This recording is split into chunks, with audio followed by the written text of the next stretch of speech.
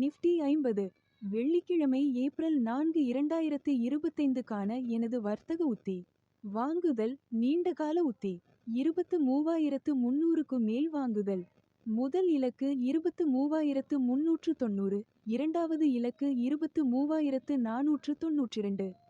இழப்பை நிறுத்துதல் 23,260. விற்பனை குறுகிய உத்தி.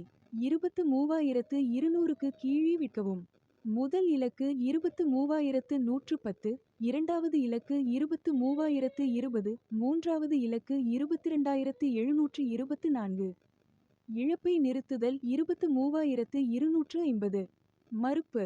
மேலே உள்ள தகவல் வாங்குதல் அல்லது விற்பனை பரிந்துரை அல்ல. பங்குச் சந்தையில் எந்த நிலைப்பாட்டையும் எடுப்பதற்கு முன் உங்கள் நிதி ஆலோசகரின் ஆலோசனையை பெறவும்.